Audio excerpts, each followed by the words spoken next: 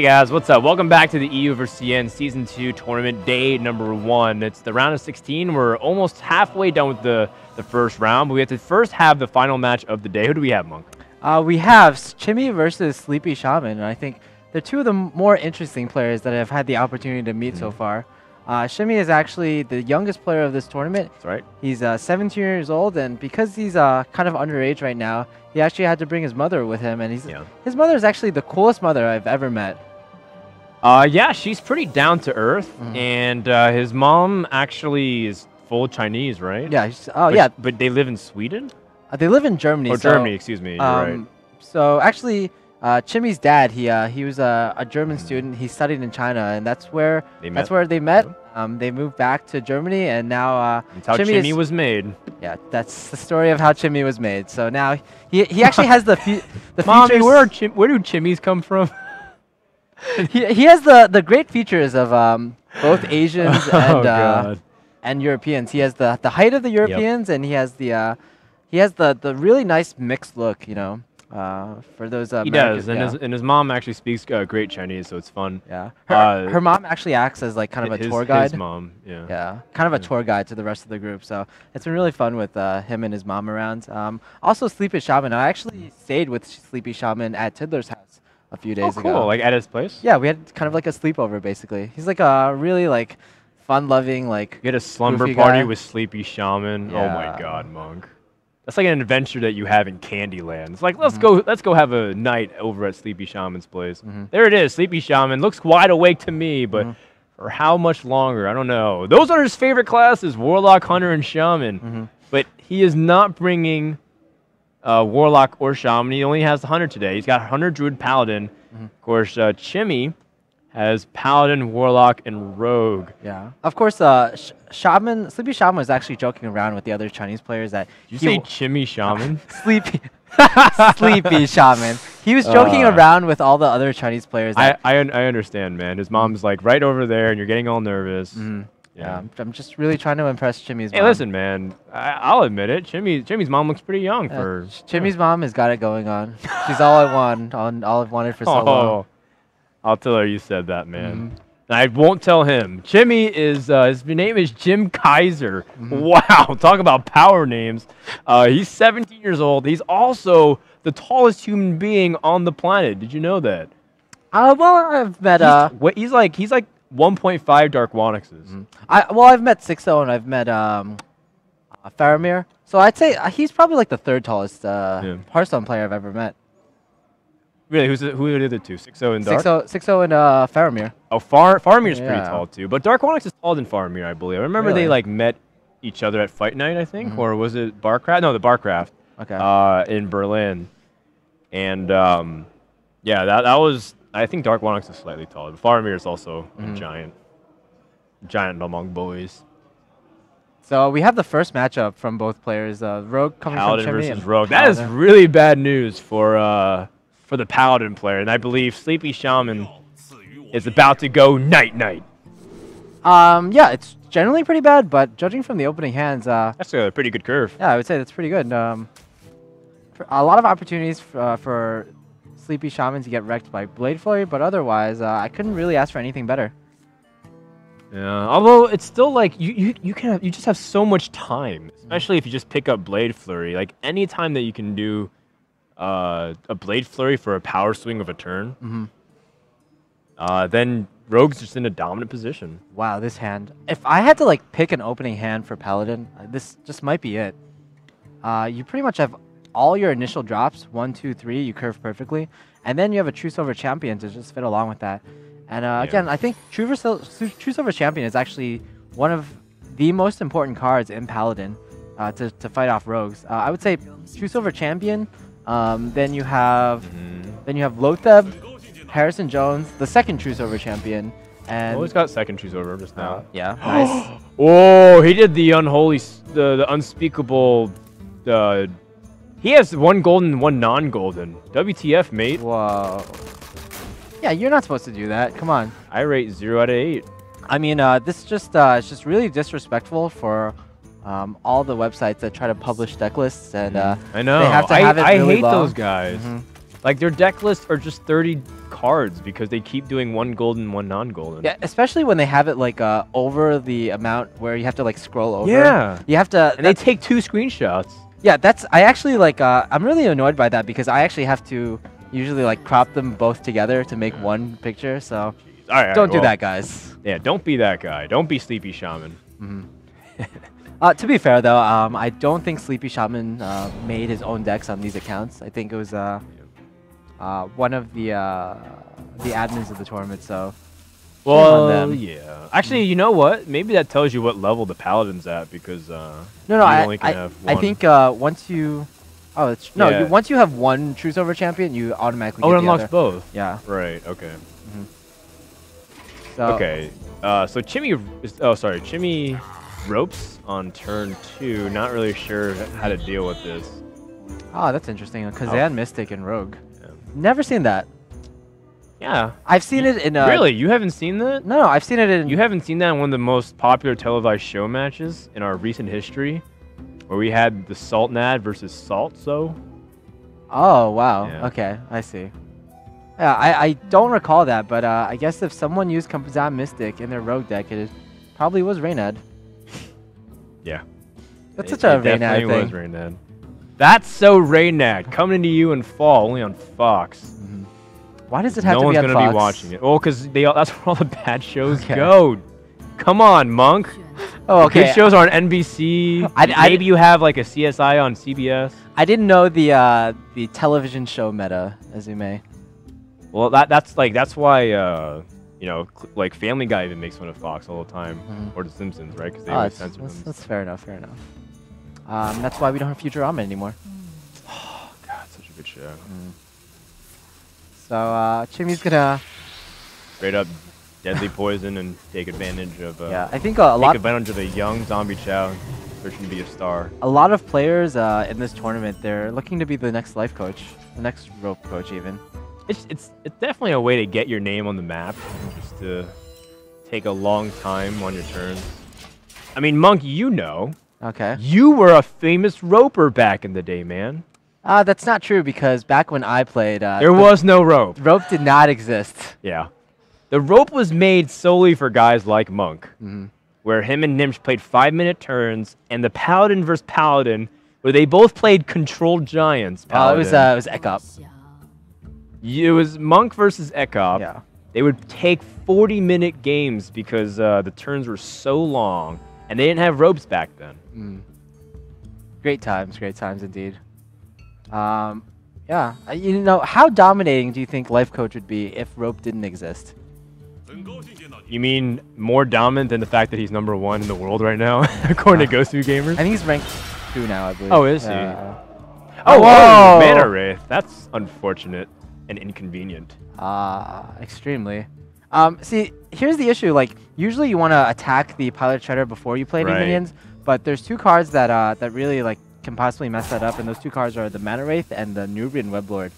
So oftentimes you actually have players playing their minions first and then killing off the Pilot Shredders, because the Doomsayer is just 1 card, whereas the Nubian Egg and the Mana Wraith and Nubian Egg are 2 cards that you have to worry about. Yeah, it's because you're trying to play around the Doomsayer too, so that's why it's more often than not correct to always kill off the Pilot Shredder first. So that way you can evaluate if it's the Doomsayer. But that Mana Wraith is pretty damn annoying. It's gonna be annoying yet again, even though he can clear it off. What this means is that can't Chimmy, play the 1/1. Yeah, he will miss a Wisp essentially.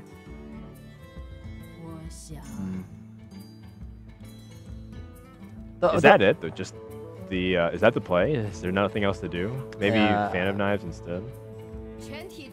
Whoa. Oh, that's interesting. Yeah, that is really interesting. Did you forget about the fact that you can deadly poison and then do that? Because the effect is about the same. In fact, you just made yourself lose tempo, unless you want to use that as a combo activator for Eviscerate. Or like, or say you wanted to use it for like a cheap spell if you have Gadget Sand. Maybe he wants the Mana Wraith alive? Okay, that's fair enough too. To like complicate, but it won't be alive. You just trade it in and play a minion. Exactly. For I'm cheaper. just grabbing for straws right now. Yeah. I think probably going to be a True Silver. One of the again, one of the most important cards in this matchup. The question is, which True Silver do you use? It's going to be the golden one. Yeah. It's to establish dominance first. Yeah, I don't think there's any reason to keep Minibot. It's clearly messing with your opponent a lot more. A lot of teacher stuff. The Mana Wraith, that is, right? Yeah. I've actually I've seen Mana Wraith used in competitive decks before. Have you heard of a player named Grindstone? Yeah, he used it in Shaman, I believe, right? Yeah, he basically, his reasoning was that because you have totems as Shaman, you can play the Mana Wraith, and it really messes up your opponent's curve. This was back when Druid was really popular. So messing up a Druid's curve, like they usually plan out their Handlock too. Handlock and Druid. Those are the two popular they decks. usually plan out their curve out very well, and if you throw a Mana Wraith under the board, it just messes everything up. And what happened was you play Feral Spirits anyways. Yeah, exactly. So you're not actually using minions. You're playing spells that summon minions. That's right, Monk. I know a little bit about Hearthstone history or two. You're not the only factoid here on the deck. I'm proud of you. I'm proud of you, man. Thank you, Monk. Thank you, Monk. That's definitely like... both True Silvers has been used, so he doesn't really need to play around that. What about Quartermaster? You gotta shut this down, right? Quartermaster number 2. People often talk about the threat of Quartermaster is even greater than Quartermaster itself. Yeah, some decks even run just one Quartermaster. Oh! Okay, so that's why it's important to keep the charges minimal. But the 5/4 body is so juicy. Wow! Back to back. Oh! And that's poor Chimmy. Almost definitely gonna lock out the game, unfortunately for Chimmy, the Chinese Chimmy. I refuse to believe it. Antique bot. I mean, that works. No, right? Keeps him alive. Yes, it does keep him alive. Wow. And maybe that's his second sprint. How many cards remain? They were hovering over. I didn't see. He's used one sprint so far, so he's probably like quite a few cards ahead of his opponent. Right. I mean, this is actually still relatively close. If Rogue can pull again another power move, but the problem is he used both Blade Flurries, his Dr. Boom. What else is there left? I guess Azure Drakes and another Bio Teacher? Yeah, he's also used both Eviscerates. Yeah, so there's no clean way to kill off this Harrison. Well, BGH is a dead card. Man, well, I mean, unless his opponent's playing Rag. What I'd really like to see is the Azure Drake plus second spell power. Or, sorry, Azure Drake plus second Fan of Knives. But I was talking with Chimmy, and I actually don't believe he runs a second Fan of Knives, which is actually really bad for this matchup. Fan of Knives is pretty much one of the key cards that you Drake need. into Fan of Knives would be super crazy. I think you like, is there any reason not to go face here? Like, because if you do, then you would do 10 damage to clear as opposed to just a 5. Yeah, I really like racing here, but I guess you trade here because you're afraid of oil. Yeah, of oil. And you almost certainly know your opponent has a oil right now. I definitely like also playing the BGH because Rogue when they have legendaries, it's pretty much just the Dr. Boom. It just stings so much, man. All right, so I guess we toss down the South Sea, and then South Sea, and then is it worth oiling at all? I guess so. You could take out the big game hunter. Or if you're taking the big game hunter anyways, would you rather keep Thanos? Just drop Thanos? I don't think you can afford to keep Thanos, to be honest. No, I say drop Thanos. Would you just drop Thanos and just let it go? And no, I'm saying, would you let BGH live past this turn? I think first you almost certainly play the South Sea deckhand, brought it into the exactly, and then you kill this off. Is he actually gonna face tank this Harrison for 5? Oh, he's thinking he's thinking about clearing it here. This is again like this was allowed based on the fact that he didn't attack face last turn, but of course, like we said, he was worried about the foil. This is a very painful exchange, but I like taking that risk here. Aldor. Wow! This is really close, man. Oh wow, and even all just the face. And Okay. he forces the Fan of Knives. Blood Mage to follow the rules. Fan of Knives is what he's looking for right here. Or an Azure Drake. An Azure Drake into a Fan of Knives would be absolutely insane. Yeah. Oh. He can still draw. He can still draw. He can still draw. You know what? As I said, I talked to him before. He only runs one Fan of Knives, I believe. So there's no more Fan of Knives in his deck. There's no more Blade Flurry. So he's out of AoE completely. So he has to prep oil and then trade into it. His last hope. It's a Drake. Drake needs to get into something. A Shiv. A Sap to stay alive by 1 HP. This game is absolutely insane. Wow, sapping a 1/1 Are silver you hand serious? recruit. Wow. But after he saps, what else does he have? No, he just has to outlast him, right? Like, maybe he has Sludge Belcher? Oh! Well, rip ears and lethal. SleepyShaman woke up for that one, takes a sip of water, game number 1, goes to China. He draws first blood in the series. Yeah, what a really fun game number 1, man. Let me tell you. We've seen a lot of these games where it's like just so close, and one player just edges it out in the end, where like one player is at like 2 or 3 health in every single turn, and his opponent just can't draw anything. Yeah. Especially in the first series between Stankata and Ice Fox, that Hunter versus Handlock game, that Druid versus I believe also Handlock, or Druid versus Rogue game, I think. Yeah. Druid versus Rogue was definitely super clutch. Well, we go into game number 2 in just a sec here. SleepyShaman's Paladin is done, so he's got Druid and Hunter versus Paladin, Warlock, and Rogue. Yeah, good on Chimmy to push the edge a little bit. I like to see what Warlock deck he has. It's unfortunate because Ice Fox played Druid and Hunter and didn't see Warlock at all. So we haven't seen Warlock other than the other than the Handlock from Stansiv. I was also talking to Chimmy about his Warlock deck, and it's going to be a very interesting one, I think. It's a deck that he built himself, and it's a deck that hasn't been seen yet in the competitive scene. Oh, have you seen it? I have not seen it, but I've heard some of the cards in it, and I have to say, I think you'll be in for quite a surprise. Completely different from every other deck I've... Completely different. So what does he play, like Felguard? He could play Felguard. Demon Heart? He could also play Demon Heart. He could be playing Dark Wanyx Lock, you know. Oh, Combo Lock? Oh no, Dark Wanyx Lock is the one with Mistress of Pain. Yeah. I was thinking Zlay's thing. But I actually don't know every card in that list, but he told me like some specific cards, and they're like way out there. Cards that I've never heard of being used in Warlock, so... Oh, man. I'm really tempting you now, aren't I? Okay, can you at least give me the archetype?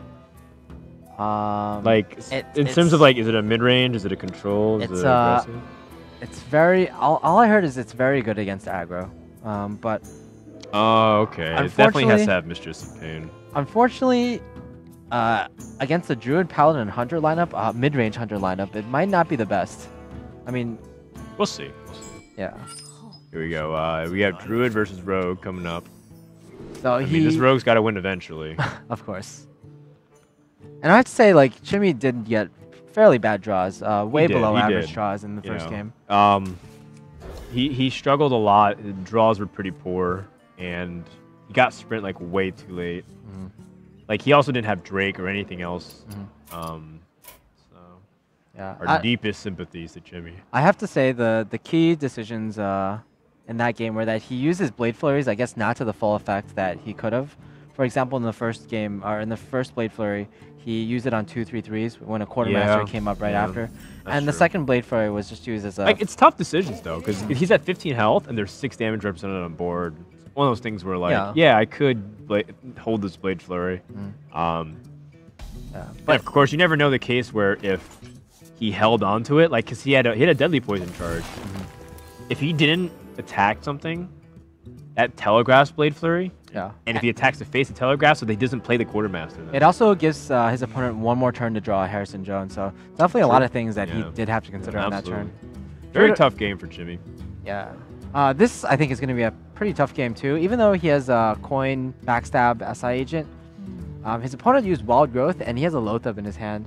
Not only that, but he also has Swipe to deal with Valley Teachers or Azure Drakes. He also has the Wrath to deal with SI Agents or Farseers. So, pretty good hand from the Chinese player.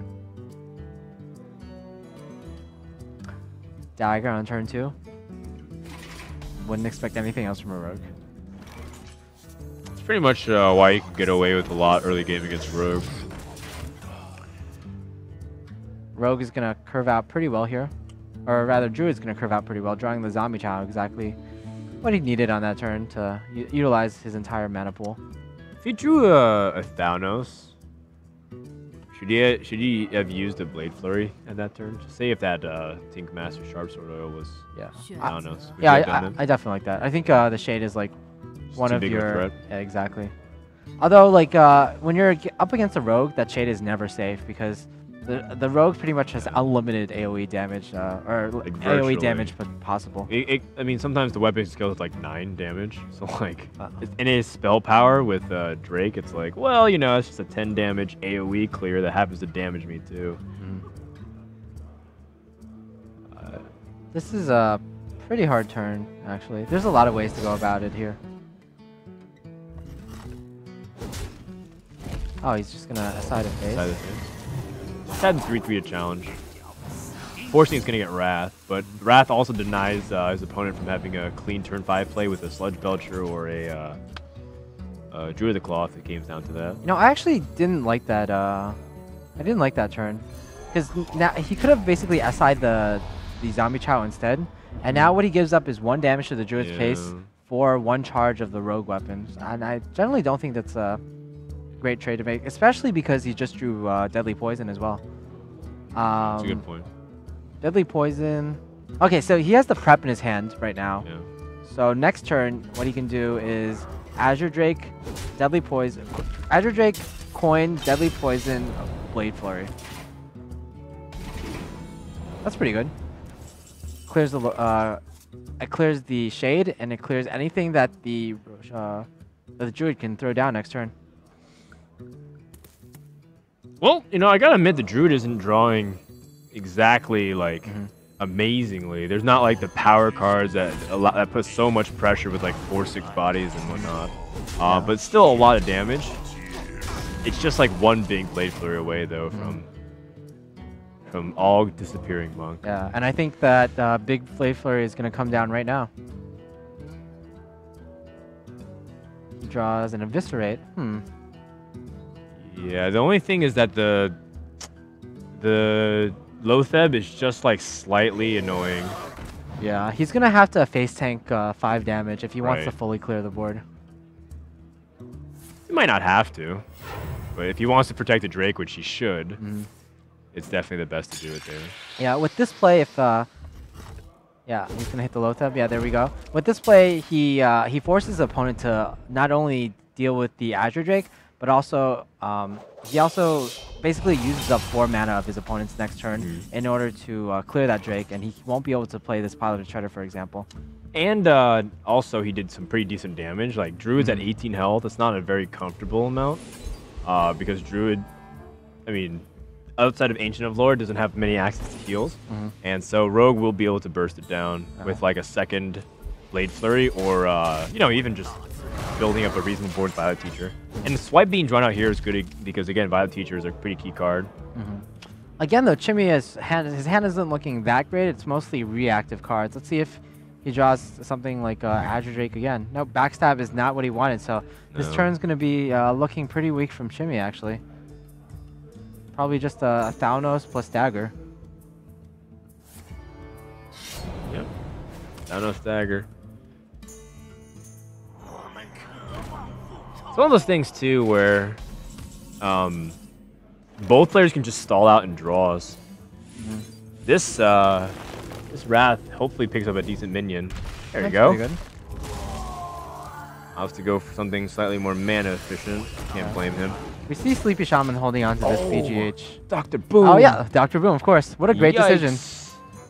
Yeah, I was just going to say, because he saw Dr. Boom from Chimmy's deck last game, it's probably the correct decision to hold on to BGH, I would say. And plus, like, BGH, it has 2 health. So, like, it's just going to get SI'd or backstabbed anyway.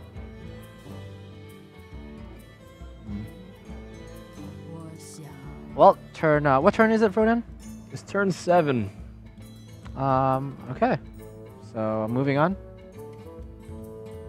I mean, there's not really too much thought behind that, right? Yeah, Dr. Boom, backstab. The joke is like you always play Dr. Balance on turn 7, right? But yeah, oh, I he's guess worried right now, actually, right? About the combo killing him. He actually has seen one card stuck in the Druid's hand for a very long time. Yeah. Also, I think he's worried about Druid the Claw's Savage Roar. Oh, you know what else I think he was worried about? Mana Wraith. It wrecked him the previous game, so I think he was considering. You're so right. He was considering whether he should play man. the Dr. Boom before or after he cleared the Pilot Shredder, but he decides not to clear the Pilot Shredder at all. Okay. Double Innervate. Oh, Harrison Jones as well. Yeah. Okay, so this is the victory march for Druid. Chimmy has 1 turn left. Actually, you can still deal with the board and stay alive. Kazan Mystic, not going to do it. How much damage does Chimmy have here? He's got 2, 3, 6, 9, 13. Yeah. 13, 16 if everything rolled high on Boombots. You know what? I think just something like Double Stab would be excellent here. Double Stab, Backstab clears the entire board basically, and then you add a Tinker Sharpsword onto that. Yeah, you're right. You just go for so much damage. Plus, then after that, you have an Eviscerate in your hand. Possibly, you can draw into something like a Blade Flurry or your second Eviscerate next turn. Would you believe me if I told you that there was a chance if the Boombots rolled high and hit the face every time? I mean, they're Boombots, so anything is possible, I'd say. That's what's wild. And this is kind of like the definition of Rogue. Oh, he's actually going to Eviscerate. Yeah, that's fair. Yeah, I guess he doesn't want his opponent to heal, is the rationale. Oh! Mistress of Pain. That's okay. So that's actually not too great because the Tinker Sharpsword can clear that right away. No, I mean you just don't want to give him any life whatsoever. I'm actually surprised that was sacked. But I mean, Savage Roar ends the game here. Actually, Force of Nature ends the game, and that's it. Game is over. There we go. Later, Chimmy. The Druid has awakened. And Chimmy's down 0-2 on the verge of elimination. Is this where China holds the line in the round of 16? Because they've been losing the first 3 series, and Chimmy just has to win with Hunter. 3 games against Hunter. That's going to be tough. Yeah, as the Chinese players mentioned to me, they consider the first 2 players kind of the more threatening players. So even though the first 3 players won, fee? Entry fee qualified 3rd out of the 8 qualifiers, right? So you're saying it progressively gets weaker. Yes. Well, at least that's kind of the logic, and it kind of makes some sense, right? Sort of speaking, yeah. Okay. So no, is what you're saying. I mean, yeah, relatively. I feel like there's not much difference between a 3rd qualifier and a 4th qualifier versus like the 1st and the 8th. That's fair. It's a fair criticism, so the longer it goes. But you can also make a case where the person who won the beginning of the qualifiers is also a little bit on the weaker side if the metagame is shifted since then, because you don't know if the metagame was stronger to his playstyle. That's fair as well. I would like to note that if Chimmy actually loses this match, we actually will still have 4 Chinese players losing their matches. Half. He's half Chinese. So 3.5 Chinese players. So 3.5 Chinese players lost today. If Chimmy goes down here. Yeah. Why is that funny to you, Monk? There's some serious cash on the line here. There's some serious Ferraris on the line, or a Ferrari. Well, we have we have this big Ferrari, but we also have this toy Hot Wheels Ferrari, and I feel like they should probably, if a European player wins, they should probably give. Turns have been not easy at all. Very difficult decisions on every single turn.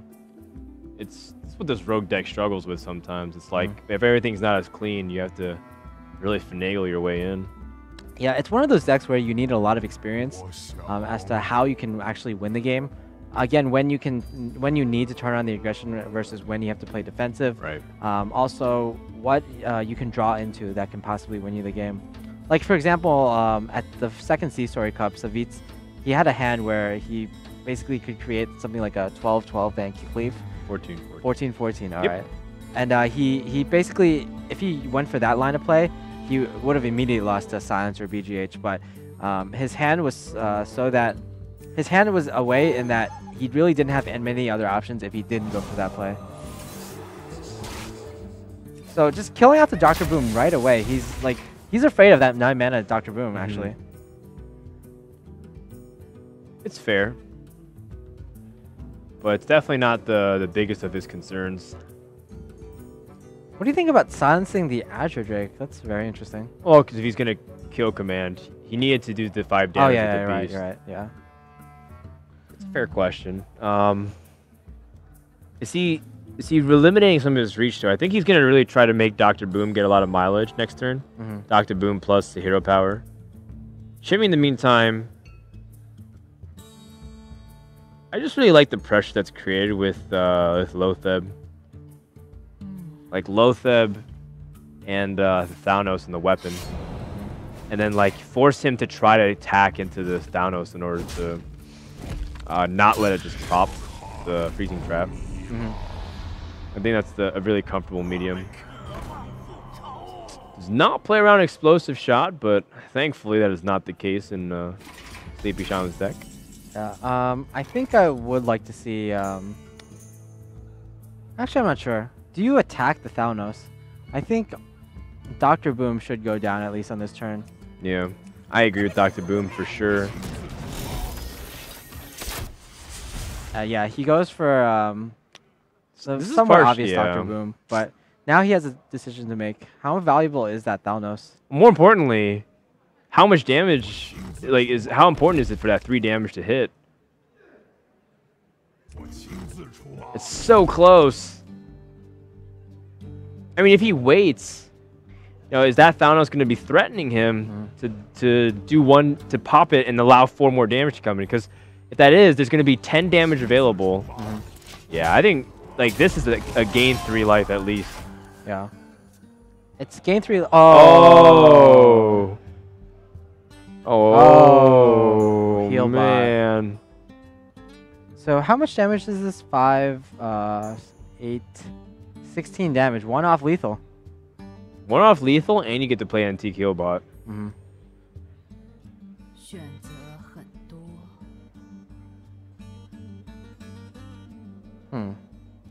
But at the same time, are you dead?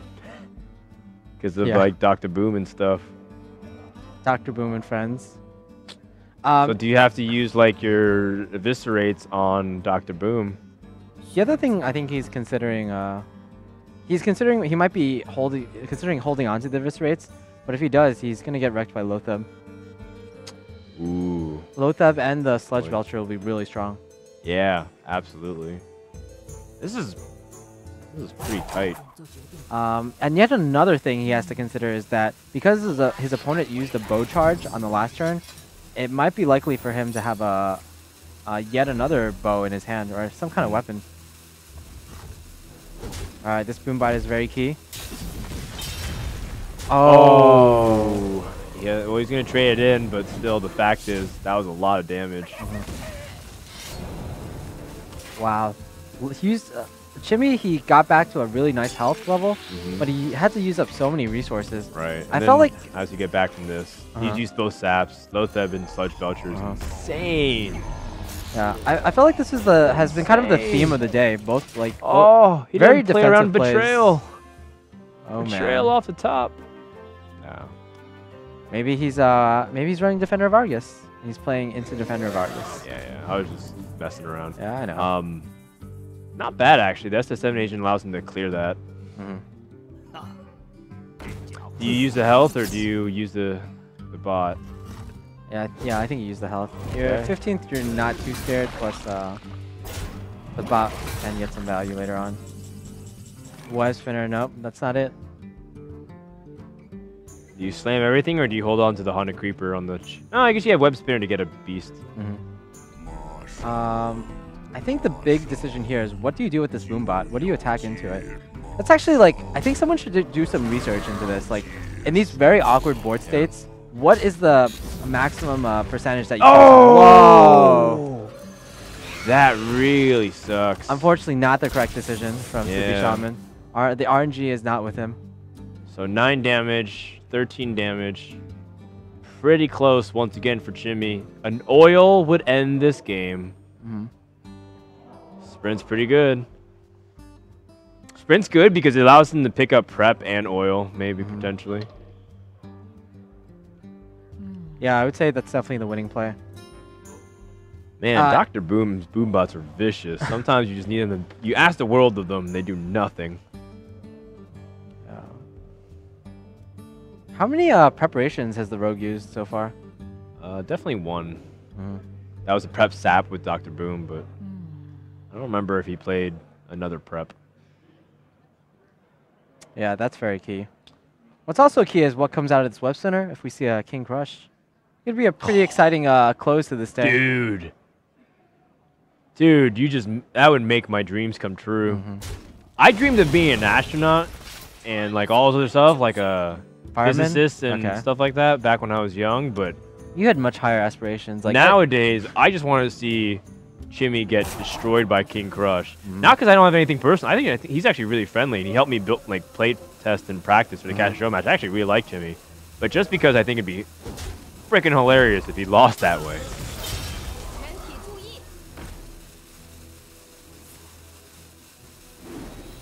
Wow, Chimmy's actually going to use this Eviscerate as a shiv. Yeah. And let's see what's off the top. Painful. Here we go. The web spinner magic. So that's 9 damage. You can put him 2 damage off lethal. Oh no! I know you're hungry for the crush, but oh man, that's not even that good. Yeah. So yet again, it's another control, like a very defensive. He plays Mukla, and then. So he was really afraid of dying to oil, right? Yeah. He was he didn't really want to put his opponent to 2, and also Why like didn't he want to put his opponent to 2? Because his opponent used his heal bot already. He might be scared of Farseer? like a Farseer. Yeah, exactly. Yeah. Well, oil did come, so rightfully so. All right. So, well, looks like a monkey and 2 spiders are what separates Chimmy from being able to climb back in this series or potentially being sent home. Well, a gorilla and 2 ghost spiders is more accurate, I would say. A gorilla and his 2 ghost spider pals.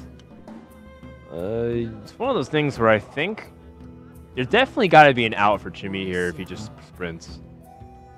Yeah. Banana and the oil allows him to trade into the Mukla. Yeah. It's a lot of hard decisions. If throughout this entire day, every player we've seen has played rather defensively. So I think if Chimmy continues on with that trend, he's gonna again not use the sprint. Is he willing to bet on the prep, on the sprint? Is that too risky? Is that too risky? I'm not really sure. I really want to see how many cards are left in his deck. Yeah, he goes for it. If he sprinted into a prep, he would have been able to get away with murder, but instead he chooses the safe route. Can't blame him. 2 kill commands have been used, so he's just worried about like Huffer as an animal companion.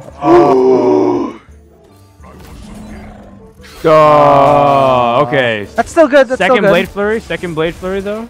I mean, he has to sprint for this no matter what happens. Yeah, dude, this is nuts. He's delayed using that sprint for 2 turns, but right now he has to go for it. Oh! He doesn't even need to. Sprint. Let's do it. Oh, man. Mama Chimmy was happy to see that. You can, I guess you can South Sea. You can't really charge with it, unfortunately. The South Sea... Okay, I guess South Sea is not vulnerable to Unleash the Hounds in any way. Yeah. You might as well South Sea, I suppose. Just to get the mana out of the way. Although South Sea, I guess because you have the banana in your hand, you don't need to activate it. He didn't have a weapon anymore for charge. Oh man. Yeah. Yeah, I think you play the South Sea. Yeah. Like again, like because you have the banana. Efficiency, because you have the banana, you don't need to activate the oil again.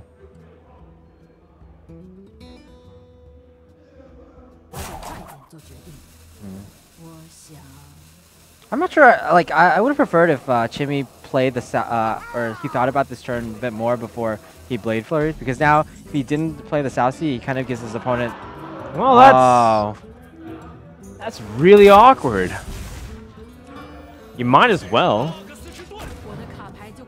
Oh, he's almost out of cards. He's gonna take fatigue damage in 2 turns. So even if he healed with Farseer, he's on a clock. Oh, he got the Farseer too. Yeah, and I think you can't even use Fan of Knives here. Or the Drake. This is so tenuous. I think you have to use the banana actually to trade into it. And then you set up the Violet Teacher or the Ring Farseer.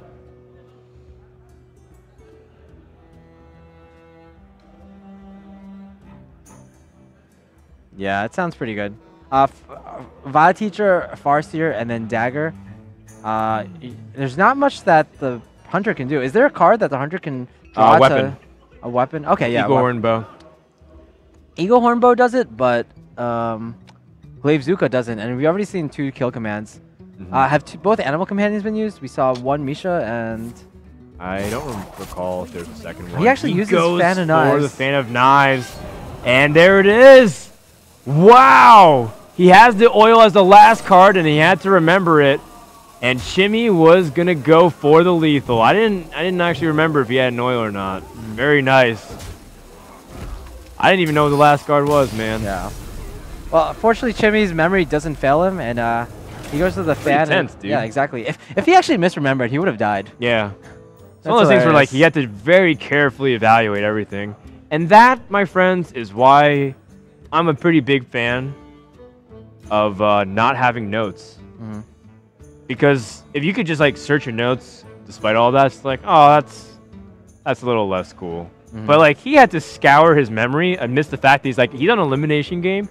He's down 0-2. It's like an hour into the series. He's had some really long, tough turns. Not to mention he's played Rogue 3 times, so it's very easy to misremember. Yeah. So that was a pretty impressive move from the young guy. Pretty much what we call bottom decking here. The last Actually, card. quite literally bottom decking. Yeah. But you know, like to be fair, like the Tinker Sharpsword Oil is the probably the card that you really want as the bottom card in your deck. Yeah. Right. It's the card that you want to finish your opponent off with. And now we see Chimmy is on the board. Yeah, he's able to use that Kazan Mystic very well. Even though it was a close game, Kazan Mystic was probably one of the MVPs.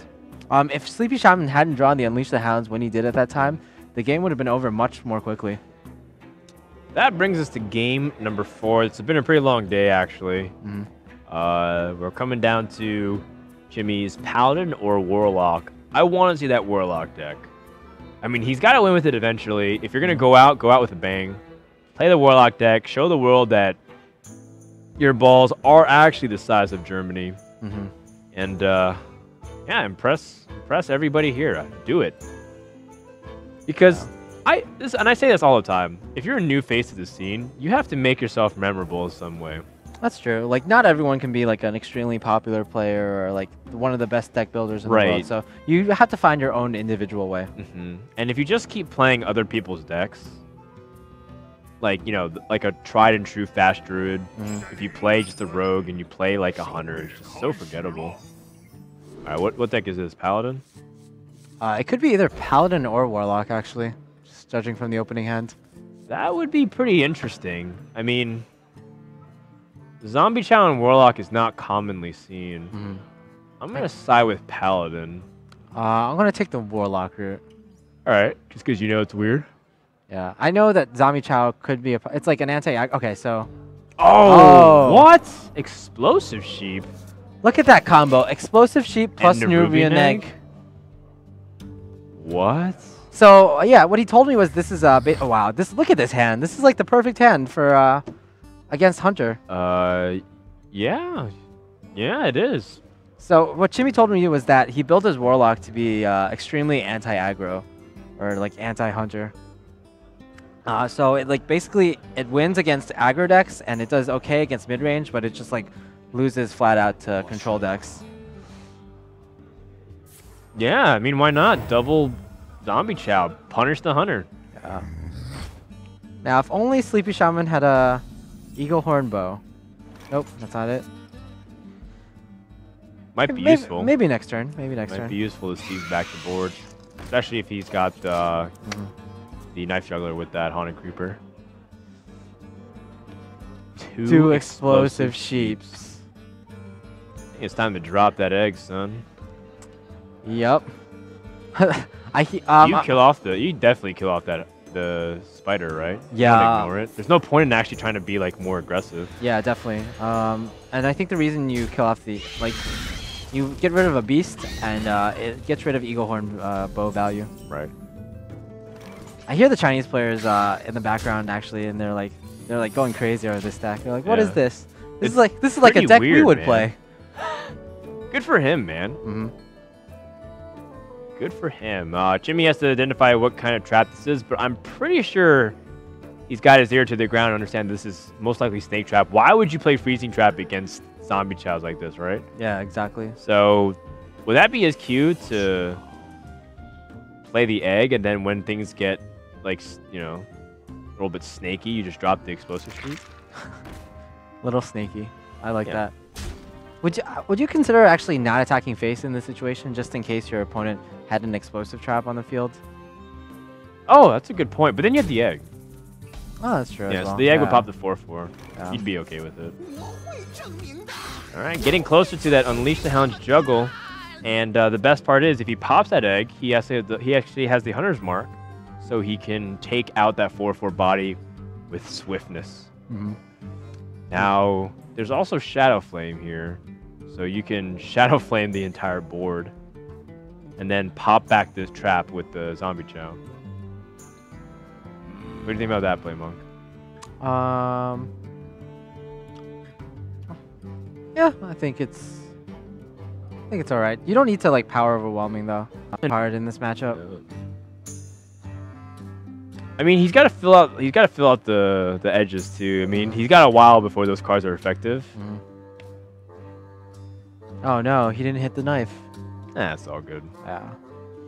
You clear, right? Because he's coming up on Unleash the Hound's Knife Juggler coin turn. Oh, this is really a heads-up play against Unleash the Hounds. Yeah, for sure. With this play, he actually really punished SleepyShaman for not playing on Unleash the Hounds last turn. I mean, can you blame SleepyShaman? It's like everything was 1 health. Turn 5 coming up. Snake trap. Yeah. How much more obvious is it that it's snake trap? Knife Juggler trap. Oh, you are so obvious right now, SleepyShaman.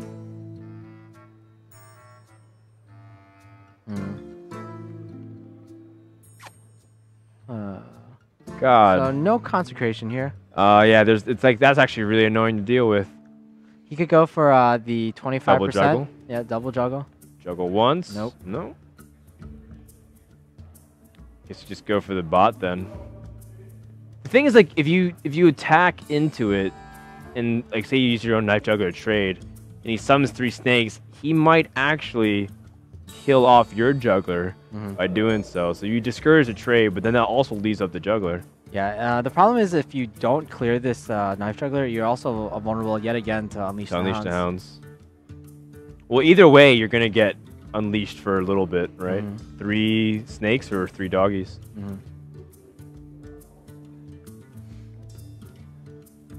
So yeah, she actually goes with the safer option.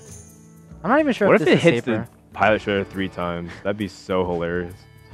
Yeah, that would be. I guess if it hits it 3 times, then you still have the Knife Juggler to follow up. Yeah. Interesting. Direwolf Alpha. I agree with baiting the threat there as much as you can, but now we have double high main. I think like a very minor misplay there, putting the shredded mini bot on that side. Yeah, but it doesn't really matter in the end because of the trade-in. So unfortunately, no Aldor here, unless. So that's a draw. Unless. No. I guess he still has the True Silver Champion, but he's gonna take 6 to face. True Silver Champion is really the only play I see. Yeah, he can still squeeze into hero power, which is pretty nice considering that he has the Quartermaster, but more importantly, Shielded Minibot gets an efficient trade on the 2-2. He's gonna get the bad news though when the second high main comes out. Right. Second high main is really problematic. Yes. Chaining high mains into a Dr. Boom is exactly what Paladin has troubles dealing with, or just generally any class has problems dealing with it. The only exception is if SleepyShaman mysteriously chooses to leave the 1-1 alive, which I can't imagine him doing. Yeah. Uh-oh, Jimmy's uncomfortable. Yet again, he needs that Aldor Peacekeeper. Sylvanas is actually really good. Sylvanas is really nice. Sylvanas into Tyrion. Both players are just chaining up really powerful cards. Dude, but he's going to see coin high main into Dr. Boom, like you said. I can't wait to see his face when he sees another threat come out. Because I think you just give up the 2-2, right, and you slam Dr. Boom. Yeah, I think that's fair. Yeah, we can see a bit of frustration on SleepyShaman's face. He's like, can't believe he had that exact card that he needed. But like, Chimmy's like, how do you deal with this Dr. Boom when it comes out?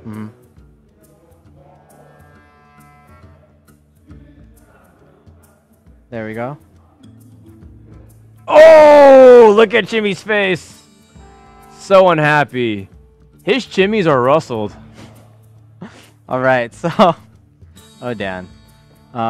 So we do have the Tyrion on 8. We do have the Tyrion on 8. He's so mad right now, man. Maximum over Russell. I mean, at this point, though, Chimmy has to be thinking his hand can't get any better, right? Yeah.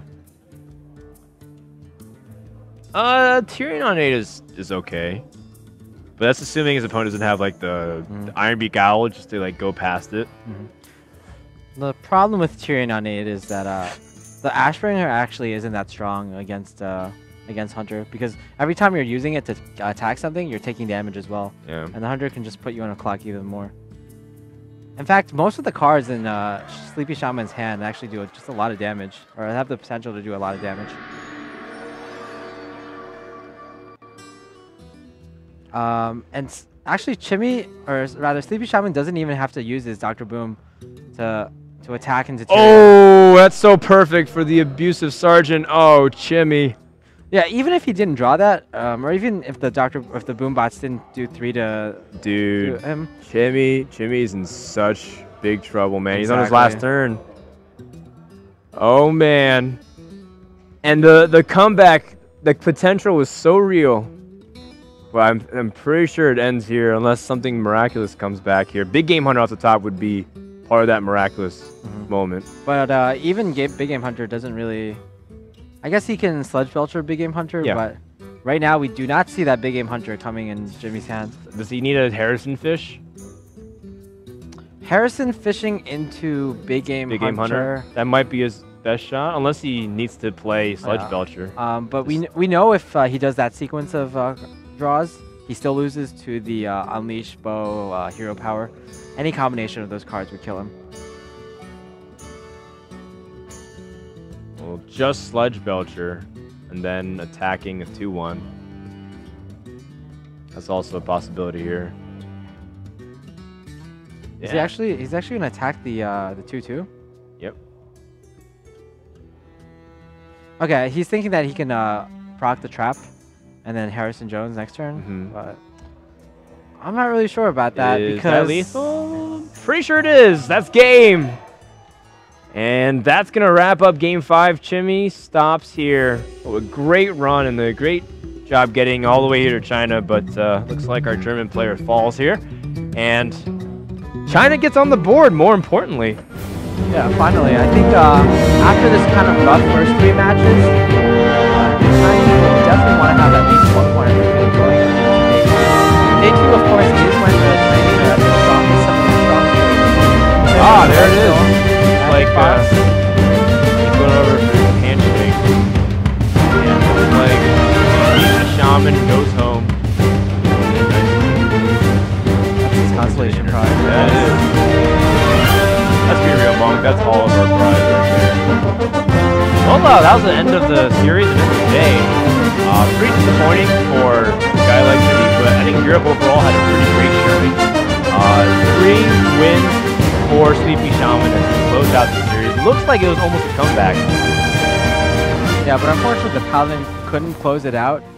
The Paladin, he just didn't draw his Kazam Mystic, I guess, and that was the major problem. He had a lot of great tech cards. He had the Harrison Jones also, but his opponent just didn't draw the weapons. Yeah. And the Hunter player from SleepyShaman, he got high main into Dr. Boom, and it was actually just really nice that Chimmy could actually even survive that long. He was able to deal with both high mains effectively, but the Dr. Boom was just too much. Absolutely, and just watching Chimmy struggle through the early matches, I think this one didn't really matter too much because in the end, actually, I think it might have though. Who do you think would come out on top if they played Paladin versus Paladin in the final match? Oh man, it's really hard to say. Like losing this match actually was pretty painful now that I thought about it. Yeah, exactly. I definitely think that with a series of different plays, Chimmy could have actually won this game with just one or two different plays on 2 or 3 different turns. The game could have swung around a lot. The main focus was that both Blade Flurries were used, not to full effect, especially that the first Blade Flurry was used right before the Quartermaster combo came out. Yeah. Yeah, and from here, it was a pretty close game, but in the end, Chimmy just got outlasted because he couldn't have some power to push through. It felt like a lot of his rogue games in general, he kept running out of steam and had to dig really deep in order to finish the game. Yeah, I think a part of it came from the fact that he was cutting some cards for Kazam Mystic. I mean, if you're running Kazam Mystic and Rogue, I think he told me he cut Fan of Knives, so that's one other less card that for you to cycle throughout your deck. Right. And might be one of the reasons he was running out of steam. A sick game. I forgot about how cool this game was, coming down to the wire, and of course, getting that Quartermaster is the final thing. I mean, there's a lot of ways he could have gotten out. Consecration was another way. Anything that did a little bit of damage. Yeah, that was definitely a huge draw there, and we saw SleepyShaman take an early lead. Next game, it was Druid versus Rogue, and right. This was just a basic, like, Druid got the wild growth, got the early start, and Chimmy got squeezed out of the game. Yeah, the thing is, we saw actually Kazam Mystic in all 3 games, but unfortunately it was just very weak in the first 2. It did help win the third one, but even that, I felt like Kazam Mystic still and throughout the entire series wasn't pulling its weight. I agree, and it's pretty costly considering how expensive it is, and not to mention how little board impact it has for 3 health. And then going to game number 3, this one was pretty cool, being able to see the Rogue take out the Hunter. Rogue generally struggles against Hunter, especially if it's more aggressive. Mid-range gives you a bigger shot, but like you said, there's still many ways to just fall into losses. There's some pretty cool moves made by I was going to call him Silent Shaman, but it's SleepyShaman. Confirmed SleepyShaman and Silent Storm are the same person. Yeah, but yeah, this was one of those cool plays as you were talking about. This huge unleash, clearing the board essentially, and then forcing the Dr. Boom into a freezing trap situation. And also today we learned that Boombots can actually kill a Knife Juggler while it's doing its unleash animations. Because as you can see, as the dogs are coming out, a few of them are unhighlighted, so it already signifies where the targets are going to hit. Of course, I don't even know. It's the odds of the way it's stacked. Like, it's just too much napkin math, right, to show the exact probabilities the way it happened, but it'd be pretty low. Either way, this game came down to the wire, and Chimmy did end up going for the Fan of Knives into the oil, which was the clutch moment there.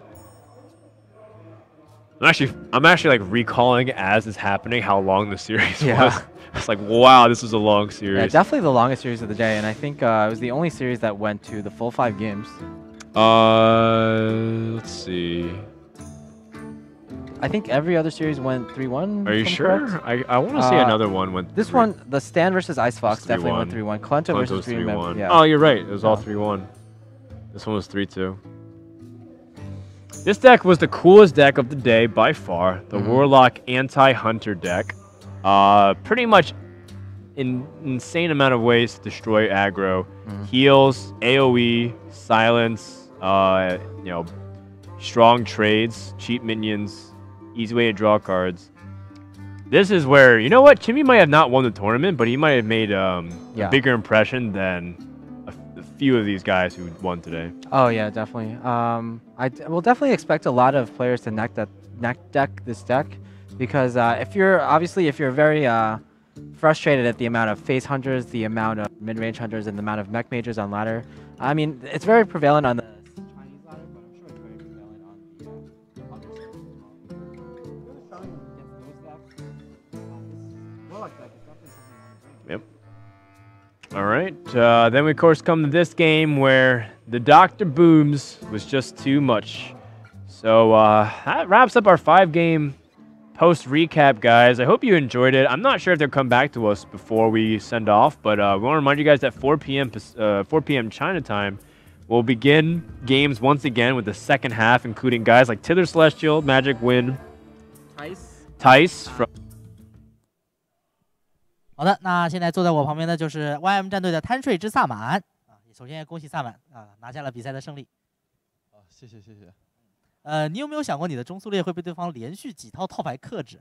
我之前真没有想到，但是今天看了前面几位选手的表现，我觉得中速列好弱呀，突然觉得好弱。啊，那进入这个下一轮比赛的时候，会把中速列换掉吗？我觉得我应该会换掉吧。好，那第二个问题啊，这个就是关于今天的这个比赛结果啊，你做一个明天的一个预测吧。你希望这个谁能晋级，或者说希望能够下一轮碰到谁？我觉得明天中国选手可能会更厉害一点吧，会晋级的会更多一点，我觉得。然后因为我在上半区嘛，全都剩的是欧洲选手了，所以说我只能奋力一搏了。希望下半区的这个中国选手杀出来。对，我希望能打到决赛吧。好的。啊，那最后也是感谢这个今天守候在各大直播平台的朋友们啊，感谢在 Twitch TV 上、斗鱼上、战旗上观看本比赛的朋友们。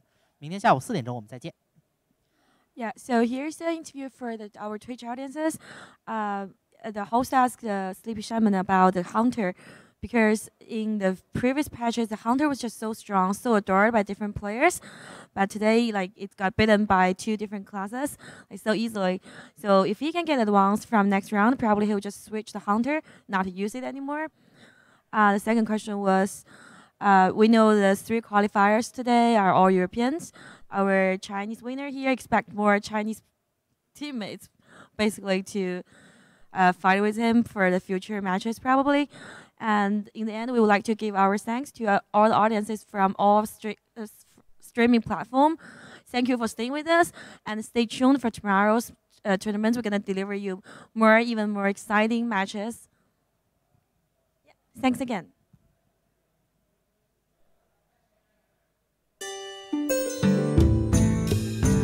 All right, guys, it's time to wrap up the day with our broadcast. To take one last glimpse at the ultimate prize for some of these Chinese players. For one of them, still alive, SleepyShaman advances to the round of 8. Face off against Entry Fee. Clento will go on to play. All right, guys, welcome back to the desk. We're here to wrap up the day. As you got to see the Ferrari, that's the ultimate prize for one of the Chinese players. SleepyShaman stays alive into the round of 8. He's going to play Entry Fee. Meanwhile, Clento will play up against Stan. Stan Sivka is going to be happening on day 3. Just to recap what happened, we had 3 3-1s and then a 3-2 in favor of China. Finally being able to get a board on the end of the day. Yeah, even though it is 3-1 in favor of China right now, as we said before in the broadcast, China's strongest players will be coming up in the second day, which is 3 tomorrow. The second half of the round is Tither Celestial, probably the most famous Chinese player, second at BlizzCon, second at WCA. By far the most accomplished Chinese player. Then we have the second most accomplished Chinese player, who is Magic Win. He's played in a lot of tournaments, such as WCA, such as the Korea versus China edition, run by OGN. Then we have Lovely Chuk. He actually just turned 18 a few days ago. We had a party for him. He won the Gold Series tournament, which was the tournament that was used to qualify into this tournament. Finally, we have Ai Lu, who is the only female player. Yeah, for sure. She's going to be playing third against Hawkeye. Magic Win plays Tice. Tither Celestial plays against Skylink. And, of course, Chuk will be playing against Screenager. Lots of cool stuff.